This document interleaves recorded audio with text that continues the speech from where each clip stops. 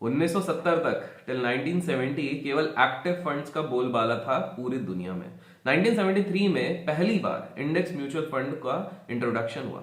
लेकिन ये क्यों हुआ? वो इसलिए हुआ बिकॉज काफी सारे लोग सोच रहे थे कि यार जो एक्टिव फंड्स है ना काफी ज्यादा एक्सपेंसिव हो रहे हैं, ऊपर से क्लाइंट्स को एक्स्ट्रा कमीशन पे करना पड़ता है गेन्स पे, जिसके चक्कर में पूरा भौचाल मचा हुआ था। और इसलिए 1990 में पहली बार दुनिया को इंट्रोड्यूस कराया गया ETF के साथ, एक्सचेंज ट्रेडेड फंड्स के साथ, और ये वर्ल्ड को पूरी तरीके से चेंज करने वाला था। इसका नाम था टोरंटो 35 इंडेक्स, जो कि ट्रैक करता था TSE, कनाडा का सबसे मेजर इंडेक्स। 3 साल बाद S&P 500 ट्रस्ट ETF, जिसको SPDR के नाम से भी जाना जाता है, जो कि पहला USA का ETF था, उसको लॉन्च किया जाए। इनफैक्ट आपको मैं बता दूं कि SPDR अभी भी one of the most popular ETFs globally है, आज भी इसका बोलबाला है। आज की इस वीडियो में हम भेल खाते हुए अंकित भाई का क्वेश्चन है कि ETF में कैसे निवेश करें, इसके अक्रॉस 360 डिग्री वे में आंसर करने की कोशिश करेंगे। और हाँ, इस वीडियो को सपोर्ट किया है स्मॉल केस ने, तो चलिए आज के का ये एपिसोड शुरू करते हैं। आगे जाने से पहले लाइक्स में कंजूसी ना कीजिए, 15,000 लाइक्स का हम टारगेट करेंगे बिकॉज इससे मोटिवेशन मिलता है। और कमेंट्स में जरूर बताइए कि आप लोगों को क्या लगता है कि किसी भी आइडियल इन्वेस्टर के पोर्टफोलियो का कितना परसेंटेज निवेश होना चाहिए ETFs पे, कमेंट्स में जरूर बताइएगा। सबसे पहली चीज तो ये बताने से पहले कि वो 3 कौन से तरीके हैं जिसके थ्रू आप लोग निवेश कर सकते हो ETF में, हम थोड़ा सा समझने की कोशिश करते हैं कि ETF का कंसेप्ट अचानक से इंडिया में इतना रैम्पेंट क्यों हो गया है और क्यों इतने सारे लोग इस चीज पे इंटरेस्टेड होने लगे हैं। जो पहला ETF भारत में आया था वो था निपॉन इंडिया ETF, जिसको निफ्टी 20 के नाम से भी जाना जाता है। 28 दिसंबर 2001 में इसका लॉन्च हुआ था। लेकिन सवाल उठता है कि क्यों इसको लॉन्च किया गया?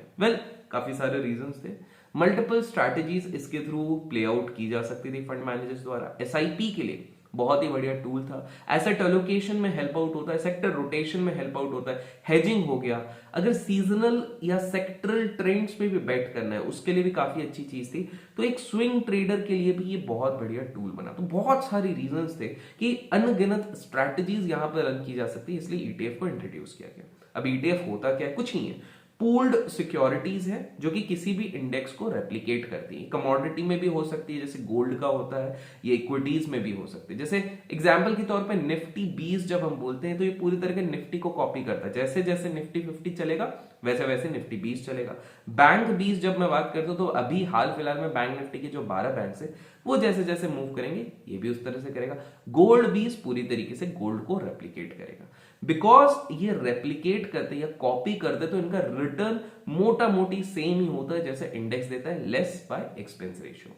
तो अब आप लोगों के दिमाग में सवाल उठ रहा होगा कि क्या इसको हम किसी भी ब्रोकर में खरीदे या बेचा जा सकता है? तो आंसर बिल्कुल सही है, आप किसी भी ब्रोकर्स के साथ इसको खरीद सकते हो। तो 3 कौन से तरीके हैं जिससे कि आप निवेश कर सकते हो? पहला है डायरेक्ट किसी ब्रोकर के थ्रू। जी हाँ, अगर आपके पास अनुभव है, एक्सपीरियंस है, आपको पता है किस प्रकार से प्लानिंग करनी है, अगर आपको पता है कि भाई मेरे को SIP ही करनी है, आपको पता है किस प्रकार से रेशियोज बदलने हैं, तब आप डायरेक्ट ब्रोकर के साथ भी निवेश कर सकते हो। इसमें आपको थोड़ी बहुत मॉनिटरिंग खुद करनी पड़ेगी, कब इसको रिडीम किया जाए, कब लिया जाए, एडजस्टमेंट कब कितना रेशियो में डाला जाए, ये सारी चीजें आपको करनी पड़ेंगी। तो अब आप डायरेक्ट निवेश कर सकते हो। अगर आपको ये सारी चीजें नहीं करनी है तो सबसे बढ़िया विकल्प होता है स्मॉल केस के थ्रू। जी हाँ, आप स्मॉल केस में अलग अलग स्मॉल केस है। Let's take an example, equity gold वाला स्मॉल केस है जहां पर 70-30 के रेशियो पे आप इक्विटी वर्सेस गोल्ड में निवेश कर सकते हो।